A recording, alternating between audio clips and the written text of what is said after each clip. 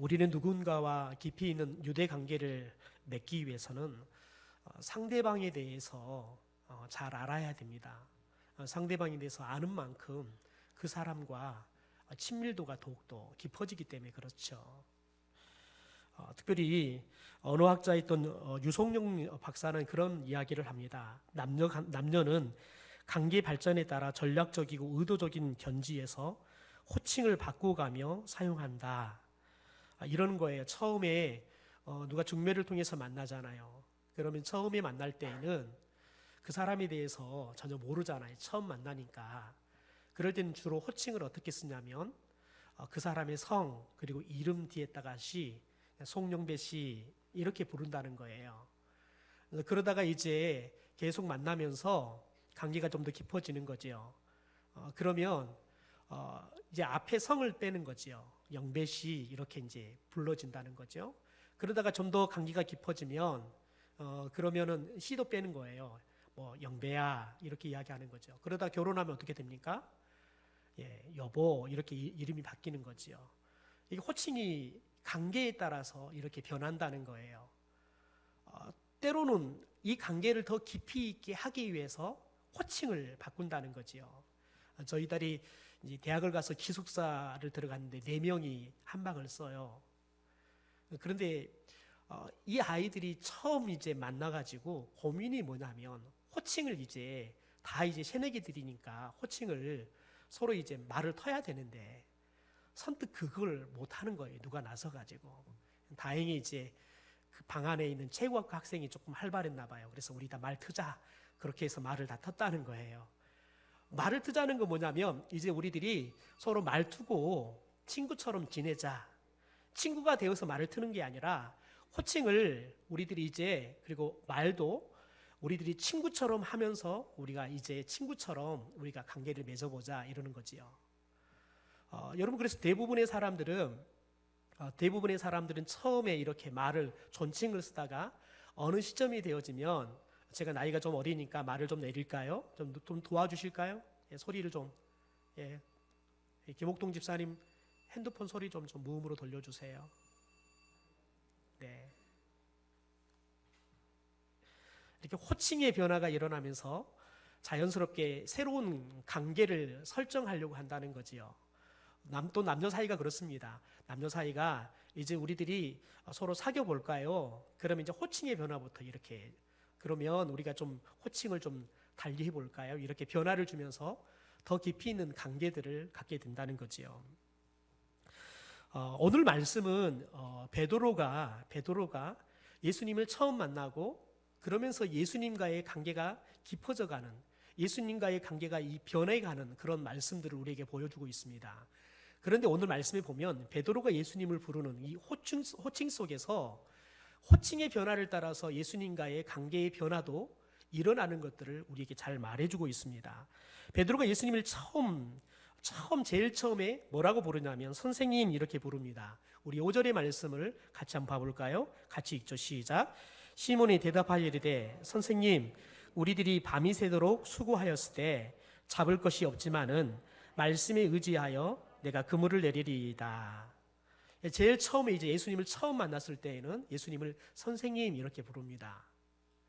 그런데 예수님과 이 사건을 고기를 잡는 사건을 통해서 관계가 좀 더 깊어집니다. 그러니까 그 다음에 주님을 뭐라고 부르냐면 주여라고 부릅니다. 선생님이라 부르던 호칭이 주여로 바뀝니다. 우리 8절의 말씀을 같이 읽죠. 시작. 시몬 베드로가 이를 보고 예수의 무릎 아래에 엎드려 이르되 주여 나를 떠나소서 나는 죄인이로소이다. 선생님에서 호칭 자체가 주여로 바뀌는 것을 보게 되어지죠. 여러분 그러다가 시간이 지나면서 예수님에 대해서 더 많이 알고 예수님과의 관계가 더 깊어지니까 예수님을 어떻게 부르냐면 마태복음 16장 16절에 보니까 이렇게 부릅니다. 시몬 베드로가 대답하여 이르되 주는 그리스도시요 살아계신 하나님의 아들입니다. 주에 있다가 주는 그리스도시요 살아계신 하나님의 아들입니다라는 호칭이 바뀌는 거예요. 예수님에 대해서 더 많이 알게 됐다는 거예요. 주님이 도대체 누구냐? 주님이 하나님이 보내신 그리스도라는 걸 알게 되니까 그리스도라는 호칭이 붙어요. 주님은 우리와 같은 사람이 아니라 하나님의 아들이구나. 이것들을 깨달으니까 이 주에다가 그리스도 살아계신 하나님의 아들입니다라는 호칭이 더 붙게 되어지더라는 거지요. 그러면서 본인이 주님에 대해서 얼마나 알고 주님과의 관계가 어떻게 되어져 가고 있는가에 대해서 자연스럽게 이 호칭을 통해서 보여주고 있다는 겁니다. 더 나아가서는 특별히 예수님에 대해서 어떻게 이야기하냐면 요한복음 6장의 말씀을 보면 요한복음 6장 68절 69절의 말씀을 보면 시몬 베드로가 이렇게 이야기합니다. 시몬 베드로가 대답하되 주여 영생의 말씀이 주께 있사오니 우리가 누구에게로 가오리까? 우리가 주는 하나님의 거룩한 자이신 줄 믿고 알았사옵나이다 라고 이야기해요. 이제는 주님이 주시는 말씀이 어떤 말씀이냐면 영생의 말씀이다 라고 이야기해요. 주님이 우리에게 주시는 말씀이 영생의 말씀이다. 그러면서 주님을 뭐라고 말하냐면 하나님의 거룩한 자인 것을 우리가 믿고 알았다라고 이야기를 해요. 그러니까 지금 베드로가 제일 처음에는 그냥 선생님 이렇게 호칭이 시작됐는데 주여로 바뀌고 그리스도 하나님의 아들 이렇게 바뀌면서 주님이 주시는 말씀이 어떤 말씀이냐? 우리에게 영원한 생명을 주시는 말씀이다.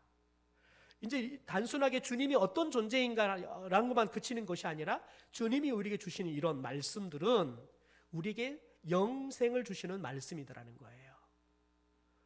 그러면서 그가 뭐라고 말하냐면 하나님의 거룩한 자인 것을 우리가 믿고 알았다라고 고백을 해요. 여러분, 사람들이 긴 시간 동안 연애를 하다 보면 그런 생각들을 합니다. 내가 상대방에 대해서 이제 모르는 게 없다 생각합니다. 그러면 오래 연애를 하면서 그런 생각이 들기 시작하면 상대방에 대한 신비감이 사라져요. 가슴 떨림도 별로 없고 도대체 이게 애인인지 친구인지 여동생인지 뭐 오빠인지 이게 구별이 잘 안 돼 가는 거죠.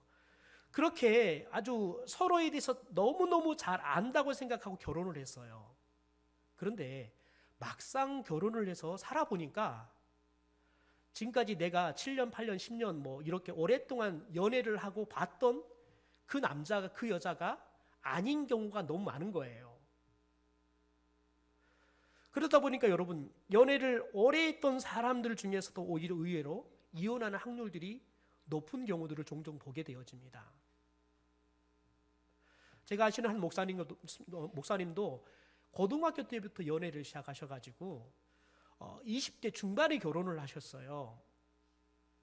그런데 별로 두 분 사이가 그렇게 40대 중반까지가 좋지가 않으셨어요. 왜냐하면 아이를 일찍 갖고 낳다 보니까 두 사람도 아직 그렇게 정신적으로도 그렇고 생활의 기반들이 전혀 잡히지 않는 상태에서 아이를 낳아버리니까 너무 힘들게 신혼생활을 한 거예요. 연애할 때는 마냥 좋았어요. 그냥 만나면 맛있는 거 먹고 만나면 가고 싶은 곳 가고 했는데 막상 결혼해서 살아보니까 이 남자가 또 이 여자가 나만 그렇게 생각해 주지 않네. 늘 요구만 하네요. 더군다나 이제 아이를 낳고 키우는데 이 남자가 너무 무능한 것처럼 보이는 거예요. 또 이 여자는 보니까 다른 집 여자들은 아이를 잘 키우는 것 같은데 우리 집 이 부인은 애 하나를 잘 못 키워가지고 쩔쩔매고 있는 걸 보니까 서로에 대해서 그냥 이렇게 실망이 되어지고 그래서 얼굴만 보면은 서로 싸우는 거예요. 그러다 그분들이 이제 40대 중반이 되어서 아이들이 20대가 넘고 그러면서 이제 아이들이 다 떠나가고 둘만 남아서 또 이제 시간적인 좀 여유도 있고 경제적인 여유도 있고 그러면서 어느 순간에 하나님의 은혜를 주셔서 이 교회 안에 가정 세미나를 통해서 이 두 부부의 모습들을 돌아보는 시간들이 가졌어요. 그런데 왜 이렇게 우리가 20년에 가까운 시간들을 그렇게 싸우고만 살았는지 모르겠더라는 거예요. 그런데 그분들이 공통적으로 이야기하는 게 뭐냐면 고등학교 때부터 큰 걸 다 봤잖아요.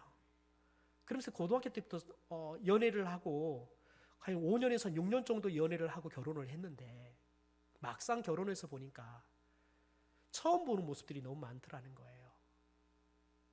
그래서 여러분, 저와 여러분이 아무리 오랜 시간 동안 연애를 한다 하더라도, 또 아무리 오랜 시간 동안 보고 살았다 하더라도, 여러분 앞으로 이렇게 보다 보면 새로운 모습들, 전혀 지금까지는 보지 못했던 모습들을 계속해서 보게 되어지는 거지요. 그래서 저와 여러분이 상대방에 대해서 계속해서 잘 알아가다 보면 관계들이 깊어지기도 하죠. 또 반대로 관계들이 깨어지기도 하지요. 여러분, 우리들이 사람과의 관계도 그렇습니다. 사람과의 관계도 시간이 가면 갈수록 상대방에서 알기 시작하면, 그러면 아는 만큼 상대방과의 관계가 깊어지게 되어지는 겁니다. 여러분, 대부분의 부부들이 왜 성격 차이로 이혼을 하냐면, 이렇게 보고 있지만 모르기 때문에 그러는 거예요. 도대체 왜 저 사람이 저렇게 말을 하고 왜 저렇게 행동을 하는지 모르기 때문에 싸우는 거예요. 그런데 이렇게 부부 심리 치료를 받으면서 두 사람들이 좀 떨어져 가지고 서로 역할극을 하면서 또 서로에 대해서 또 역지사지로 생각해 볼 수 있는 시간들을 줘보면, 그때서야 우리 남편이 그때 그런 마음이었구나, 그때 우리 아내가 저래서 그렇게 나한테 그랬구나, 이걸 알게 되어지면 아내가 원망스러운 게 아니라 그걸 몰라준 내가 원망스럽다는 거예요. 그래서 그걸 알게 되어지면 깨어졌던 관계들이 다시 회복이 되어지고, 오히려 더 서로를 더 불쌍히 여겨주고, 그래서 그 마음으로 서로를 더 사랑하고, 그래서 오히려 관계가 돈독하게 되어지는 것을 봐요. 여러분, 똑같이 사랑하며 결혼하고 살았어요. 그런데 서로에 대해서는 몰랐을 때에는 서로 싸우는 거예요. 그런데 알면은, 그래서 이해가 되어지면 짜증을 내도 당신 참 많이 힘들었구나, 그래 내가 좀 대신 해줄 거니까 당신 조금 쉬어, 이렇게 해주면 관계가 오히려 더 돈독해진다는 거지요. 여러분, 저와 여러분이 하나님과의 관계도 마찬가지입니다. 우리가 예수님을 믿고 산다는 것도, 우리가 예수님에 대해서, 하나님에 대해서 알면 알수록 우리가 주님과의 관계를 갖는 이 신앙생활을 하는 기쁨이 커져갑니다. 은혜도 더 커져갑니다. 하나님의 사랑이 더 크게 다가오는 거예요. 그래서 여러분, 성경은 끊임없이 우리가 하나님에 대해서 알라라고 이야기해요. 하나님에 대해서 계속 배워라라고 이야기해요. 왜냐하면 우리가 예수님을 아는 만큼 그분과의 영적 관계가 깊어져 가면서, 관계가 깊어져 가면 여러분, 예수님과 더불어 살아가는 것이 얼마나 행복한지를 몰라요. 오늘 말씀을 보면 베드로가 예수님을 선생님이라고 부릅니다. 여러분, 그런데 특별히 신약 성경에서 이 선생님이라는 이 호칭은 헬라어로 2개의 단어가 사용되어지는 것을 보게 되어집니다. 가장 많이 사용되어지는 단어가 뭐냐면 디다스칼로스라는 단어입니다. 디다스칼로스. 그리고 이제 오늘 베드로가 예수님을 부르는 이 선생님이라는 에피스타테스라는 말을 씁니다. 디다스칼로스라는 말은 다른 사람을 가르치는 선생님을 칼로스 이렇게 이야기해요. 그래서 신약 성경에는 디다스칼로스라는 이 선생님의 용어가 가장 많이 써요. 그런데 오늘 말씀에 베드로는 이 디다스칼로스라는 말을 쓰지 않습니다. 그 대신 뭘 쓰냐면 에피스타테스라는 말을 씁니다. 근데 이 에피스타테스라는 말은 어떤 말이냐면 이런 뜻이 있어요. 행정관, 관리, 지도자, 이런 뜻이 있어요. 여러분, 그런데 우리들이 종종 이런 선생님 말을 써요. 우리 안경칠 장로님처럼 학교에서 가르치는 선생님, 이렇게 선생님 부르지요. 그런데 저런 분 말고 제가 우리 집사님 집에 신방을 갔는데 집사님 남편이 예수님을 안 믿어요. 근데 제가 처음 뵀어요. 그런데 호칭을 어떻게 써야 될지 모르겠어요. 그러면 제일 편하게 쓸 수 있는 호칭이 뭐예요? 선생님, 이렇게 쓰는 거예요. 그 속에는 뭐가 들었냐면 존중하는 마음을 담아서 존칭으로 선생님 하는 거예요. 그 사람 가르치는 사람은 아닌데 선생님 이렇게 쓰는 거예요. 그런데 오늘 베드로가 예수님을 처음 만났어요. 그런데 예수님에 대해서 디다스칼로스, 가르치는 선생님으로 부르지 않고 이렇게 존칭으로 선생님 이렇게 지금 부르고 있다고요. 다시 말해서 에피스타테스라고 이렇게 호칭을 쓰고 있다는 겁니다. 여러분, 도대체 왜 베드로는 예수님을, 다른 사람들은 디다스칼로스라고 부르는데 왜 에피스타테스라고 부를까요? 왜냐하면 오늘 베드로는 예수님을 처음 만났어요. 예수님으로부터 가르침을 자신이 받는다는, 내가 예수님의 제자라는, 그래서 예수님이 내 선생님이라는 생각을 한 번도 해본 적이 없는 거예요. 그래서 오늘 처음 만나서 예수님을 최대한 존칭을 써서 오늘 예수님을 불러주는 게 에피스타테스 이렇게 부르는 거예요. 여러분, 그런데 실은 이 베드로가 예수님에 대해서 오늘 처음 보는 것은 처음 보지만 자신의 동생 안드레가 참 좋아하고 따랐던 분이 바로 예수님이세요. 그래서 예수님이 어떤 분인지에 대해서는 조금은 알아요. 그러나 아직 예수님으로부터 본인은 직접 가르침을 받은 적도 없고, 그래서 예수님이 나를 가르치는 선생님이라는 생각을 한 번도 하지 않았다는 거예요. 처음 만났기 때문에. 그래서 오늘 예수님에 대해서 쓰는 용어가 에피스타테스라고 이렇게 쓴다는 거지요. 더군다나 나중에 보면 예수님이 많은 사람들을 가르치잖아요. 오늘 말씀을 보면 예수님께서 베드로의 배를 타요. 베드로의 배를 타는 이유도 뭐냐면 많은 사람들에게 말씀을 전하기 위해서 베드로의 배를 타고, 베드로야 조금 좀 뛰어봐라. 그렇게 해서 사람들에게 말씀을 전하는 일들을 해요. 그러니까 베드로가 봤을 때는 자신에게 예수님께서 말씀을 가르치는 분은 아니지만 다른 사람들을 말씀을 가르치는 그런 분으로 보이는 거지요. 그럼에도 불구하고 자신에게는 아직 선생님은 아닌 거예요. 자신이 저분의 말씀을 받은 제자라는 그런 관계가 맺어진 게 아닌 거죠. 그래서 특별히 예수님에 대해서 디다스 칼로스가 아니라 에피스타테스라고 선생님이여 이렇게 부르는 겁니다. 더 나아가 나중에 누가복음 4장의 말씀을 보면 자신의 집에 들어와서 장모의 열병을 치료해 주시죠. 누가복음 4장의 말씀 보면 이렇게 예수님이 베드로의 장모를 치료하는 장면이 나옵니다. 예수께서 일어나 해당에 나가사 시몬의 집에 들어가시니 시몬의 장모가 중한 열병을 앓고 있는지라. 사람들이 그를 위하여 예수께 구하니 예수께서 가까이 서서 열병을 꾸짖으신데 열병이 떠나가고 여자가 곧 일어나 그들에게 수종 드니라 라고 이야기를 해요. 다시 말해서 예수님에 대해서 아직 관계가 형성이 되지 않았지만 자신의 동생 많은 사람들이 예수님을 이렇게 잘 존중해주는, 잘 따르는 것을 보면서 예수님에게 존칭을 써서 에피스타테스라고 부른다는 거지요. 여러분, 그런데 생각해 보십시오. 예수님께서 이렇게 힘이 있으시고 더 나아가서 많은 사람들이 인기가 있어요. 그러면 예수님이 자신을 찾아왔을 때 어떤 생각을 하게 되겠습니까? 예수님을 좀 가까이 해서 내가 예수님에게 좀 도움을 얻었으면 좋겠다라는 생각들을 하게 되겠지요. 여러분, 시몬도 인기가 있는 예수님, 이 예수님과 친하게 된다면 자신에게 아주 대단한 어떤 백그라운드가 생기는 거죠. 자신에게 자랑거리가 생기는 거지요. 더군다나 여러분, 그날 시몬은 예수님의 엄청난 능력을 직접 경험하게 되어집니다. 또 이것을 경험하기 전에 예수님이 말씀을 전하는 것을 가장 가까이 같은 배에 타서 자신은 오를 줬고 예수님께서는 많은 사람들에게 복음을 전하는데 가장 가까이에서 예수님의 말씀을 처음 듣는 거죠. 굉장히 베드로는 그가 말씀을 듣는 것부터 시작해서 예수님께서 물고기를 잡아주시는 그런 엄청난 일까지, 그래서 예수님이 대단한 분이라는 것들을 그가 온 몸으로 느끼고 깨닫게 되어지는 그런 시간들을 갖게 되어집니다. 여러분, 그렇다 그러면 이런 베드로가 예수님에 대해서 어떻게 반응을 보이는 게 맞겠습니까? 예수님, 저와 동업을 좀 하시면 어떻겠습니까? 예수님이 어느 때라도 제가 금을 내려라 그러면 두말 않고 제가 내리겠습니다. 왜냐하면 자신들이 전날 저녁부터 해서 새벽까지 열심히 그물을 내렸어요. 근데 물고기 한 마리를 못 잡았어요. 그런데 예수님께서 이 베드로의 배를 타서 사람들에게 말씀을 전하고 난 다음에 베드로에게 그물을 내려라는 거예요. 근데 그 시간은 이미 해가 떴기 때문에 고기들이 그물을 내려봤자 다 도망가고 잡히지가 않아요. 그러니까 고기를 잡을 수 있는 시간이 아니에요. 그런데 예수님께서 그에게 그물을 내려라고 그래요.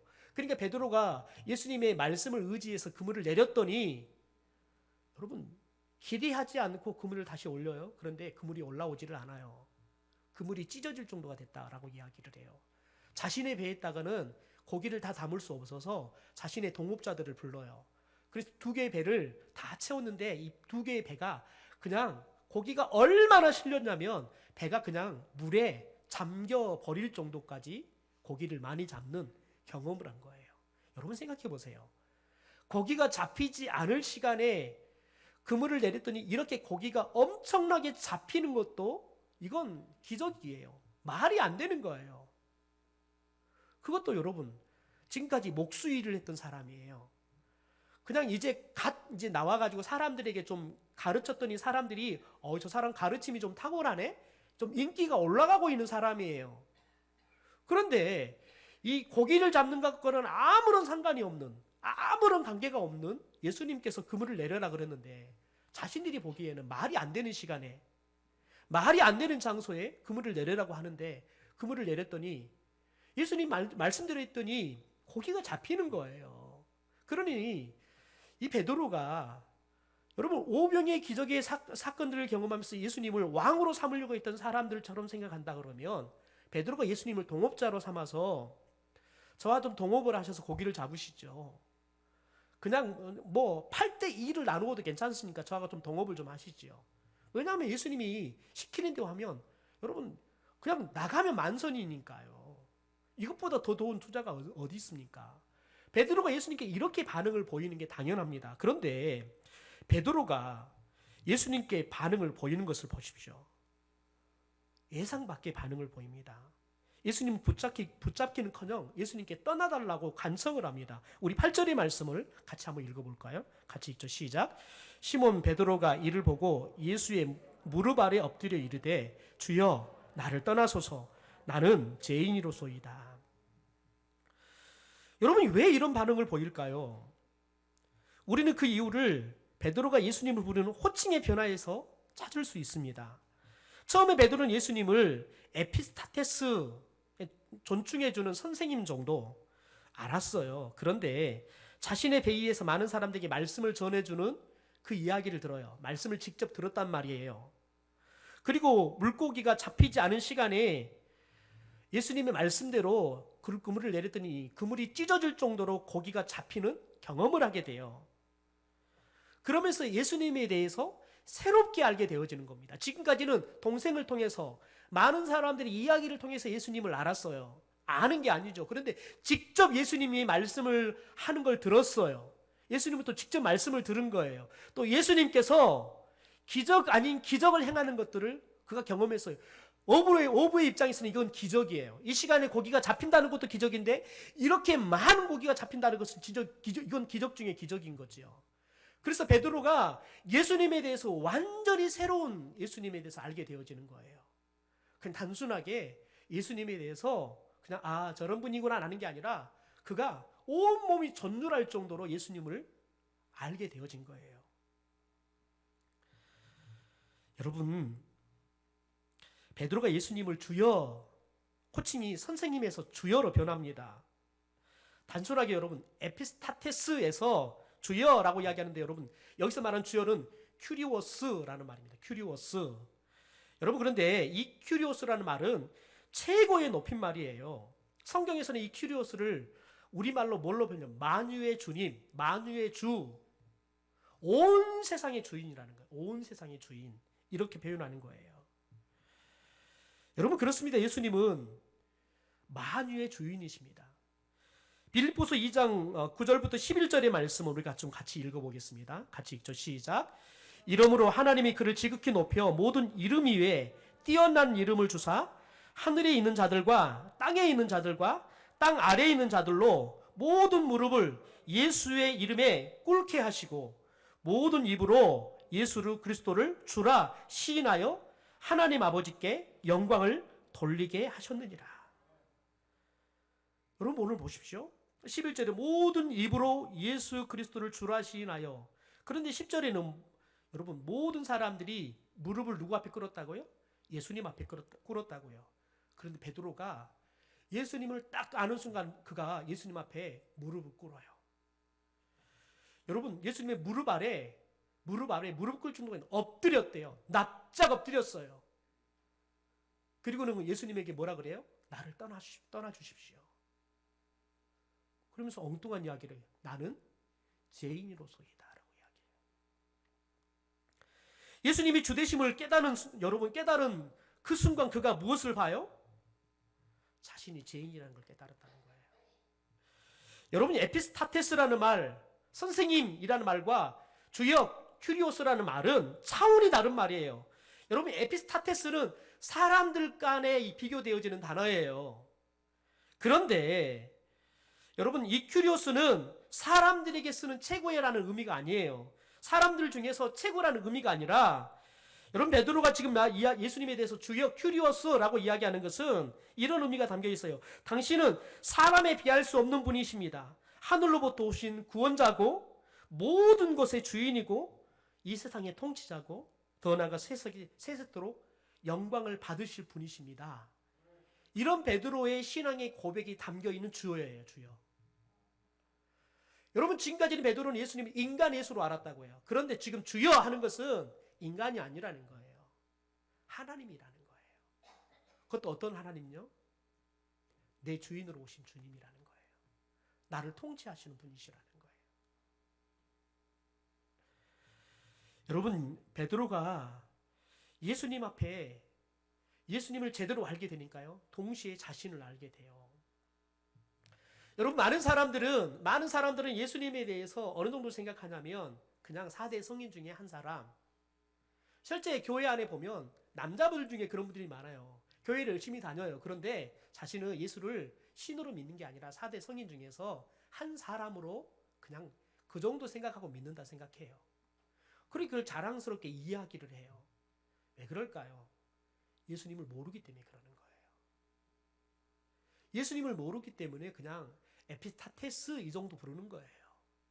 그런데 여러분, 예수님을 알게 되어지면 에피스타테스가 아니라 주여예요. 주여.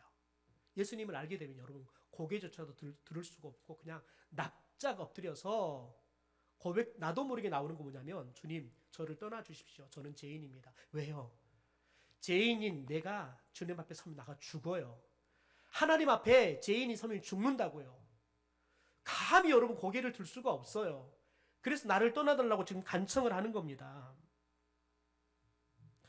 여러분, 예수님은 우리의 주님이십니다. 그런데 우리가 예수님을 주님으로 고백하는 것은 인간적인 깨달음으로 고백할 수 있는 게 아니에요. 사도 바울에 의하면 성령으로 말미암아 고백할 수 있는 것이 예수님을 주님으로 알고 주님으로 고백하는 거예요. 우리 고린도전서 12장의 말씀을 우리 함께 읽어보도록 하겠습니다. 같이 읽죠. 시작.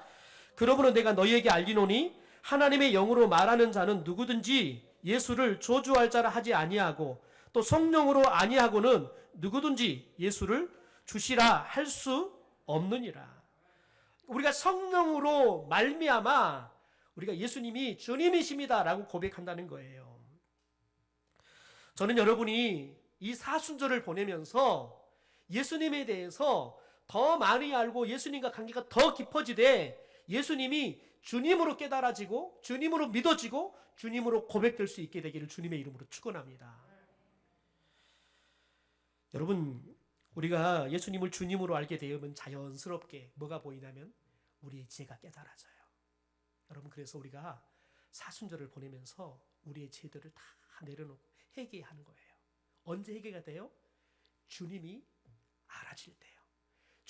예수님이 주님으로 믿어질 때 우리들이 죄가 깨달아지고 회개가 나온다고요. 저 여러분 가운데 이런 영적인 새로운 경험들이 이 사순절 기간 동안에 일어나기를 주님의 이름으로 축원합니다. 여러분, 그런데 이사야 선지자를 보면 이사야 선지자도 이런 경험을 하게 되어집니다. 이사야 선지자가 우시야 왕이 죽던 해에 뭘 보게 되냐면 주의 보좌를 보는 영적 체험을 하게 되어집니다. 그런데 그때 뭘 깨닫냐면 하나님의 위대하심을 그가 깨닫게 되어집니다. 그러면 동시에 자신의 부정함 또한 깨닫고 깊은 탄식을 하는 말씀이 나옵니다. 제가 현대인 성경으로 이사야 6장 1절부터 3절의 말씀 제가 먼저 읽어드릴게요. 자막에는 나오지 않을 겁니다. 우시야 왕이 죽던 해에 나는 여호와를 보았다. 그분은 높이 들린 보좌에 앉아 계셨으며 그 옷자락은 성전을 가득 채웠다. 그분의 주위에는 각각 6개의 날개를 가진 스랍 천사들이 둘러서 있었는데 모두 2날개로 얼굴을 가리고 2날개로는 발을 가렸으며 나머지 2날개는 날아다니는데 사용하였다. 천사가 날개가 몇 개라고요? 6개래요. 그들은 서로 화답하여 이렇게 노래하였다. 거룩하다, 거룩하다, 거룩하다. 전능하신 여호와께서 거룩하시니 온 땅에 그 영광이 충만하구나. 여러분, 이것을 보고 나니까 5절에 이사야가 어떻게 탄식하냐면, 그때 내가 말하였다. 이제 나는 할을 입고 망하게 되었구나. 내가 스스로 입술이 더러울 뿐만 아니라 입술이 더러운 사람들 틈에 끼어 살면서 전능한 여호와이신 왕을 보았으니 어떻게 하면 좋을까? 여러분, 하나님을 보니까요, 뭐가 보여요? 더러운 입술을 가지고 살고 있는 내가 보이는 거예요. 동시에 더러운 입술을 가지고 살고 있는 그 사람들 틈바구니에 살고 있는 자신을 보는 거예요. 그런 자신이 그 하나님을 봐버렸으니 이제는 죄인이 하나님을 보면 죽는 거예요. 그러니까 내가 죽게 되었다, 이 고백을 하는 겁니다. 여러분, 이것을 깨달을 때 이사야가 선지자로 부름을 받고 쓰임을 받는 거예요. 여러분, 자신이 죄인이라고 고백해요. 베드로는 자신이 죄인이라고 고백해요. 그래서 나를 떠나주십시오 라고 이야기를 해요. 여러분, 그런데 예수님께서는 오늘 말씀해 보니까 여러분, 이 베드로를 뭐라고 하십니까? 이 베드로에게 뭐라고 말씀하십니까? 베드로를 예수님께서 부르십니다. 나를 떠나달라고, 나는 죄인이니까 떠나달라고 고백하라는데 10절에 보니까 이렇게 말합니다. 예수께서 시몬에게 이르시되 무서워하지 말라. 이제 후로는 내가 사람을 취하리라. 이제부터는 너가 사람을 낚는 어부가 되게 하겠다. 하나님께서 새로운 사명을 줬다는 거예요. 여러분, 가장 거룩하신 주 예수님께서 가장 부정한 죄인을 부르셨기 때문에 죄인이었던 베드로가 예수님의 제자로 갈 수 있는 거예요. 여러분, 에피스타테스 정도로 그가 알았다 그러면 예수님을 동업자로 정도 생각했을 거예요. 그런데 그가 큐리오스로, 주님으로 아니까요, 감히 함께 할 수 없는 분으로 생각했어요. 그런데 여러분, 자신이 최고의 존재이고 신으로 여겼던 그 주님이 자기 같은 죄인을 불러줘요. 그리고는 그에게 사명을 맡겨주신다는 거예요. 더 나아가서 그가 죄인이어서 예수님의 제자가 될 수 있었던 것은 두 번째, 베드로는 예수님 부름에 순종했기 때문에 가능했다는 거예요. 우리 11절의 말씀을 같이 읽어보죠. 시작. 그들이 베드로를 육지에 대고 모든 것을 버려두고 예수를 따르니라. 여러분, 그가 예수님의 죄인에서 예수님의 제자가 될 수 있는 것은 먼저는 예수님의 부르심이 있었어요. 두 번째, 여러분, 베드로가 죄인이었지만 예수님의 그 부르심에 그가 순종해서 응답한 거예요. 여러분, 저와 여러분이 예수님을 주여로, 주님으로, 큐리오스로 깨달을 수 있어요. 그러면서 우리 안에 주님, 저를 떠나주십시오. 저는 죄인이어서 절대 주님을 가까이 하면 제가 죽습니다. 떠나주십시오. 이렇게 고백할 수 있다고요. 그런데 여러분, 주님은 우리를 여러분 죄인으로 내버려 두지 않는다고요. 우리를 용서해 주시고 불러주신다고요. 죄인이었던 우리에게 뭘 맡겨줘요? 예수님의 새로운 일들을 행할 수 있는 제자의 사명을 저와 여러분에게 맡겨주실 줄 믿습니다. 여러분, 그런데 누구나가 제자가 되는 게 아니에요. 누가 제자가 될 수 있어요? 그 예수님의 거룩한 부름 앞에 순종할 때요. 여러분이 예수님의 부름 앞에 어떻게 순종하고 있습니까? 저와 여러분이 이 사순절을 보내면서 우리가 죄인인 것을 깨달을 뿐만 아니라 주님 앞에 철저하게 회개할 뿐만 아니라 여러분, 주님의 부르심 앞에 우리가 거룩한 응답으로 나아갈 수 있게 되기를 주님의 이름으로 축원합니다. 그래서 저와 여러분이 제자의 삶, 죄인의 삶에서 제자의 삶을 여러분 새롭게 회복하고 이제는 죄인의 삶을 정리해버리고 제자의 삶을 살게 되어지기를 주님의 이름으로 축원합니다. 그래서 저와 여러분의 삶 가운데 여러분, 죄인들이 남기는 죄의 흔적이 아니라 예수 그리스도를 따르면서 말씀의 흔적들이 남는, 그래서 하늘에서 하나님의 뜻이 이루어진 것처럼 여러분의 삶의 자리에서 하나님의 뜻이 이루어져 가는 거룩한 역사가 나타나기를 주님의 이름으로 축원합니다.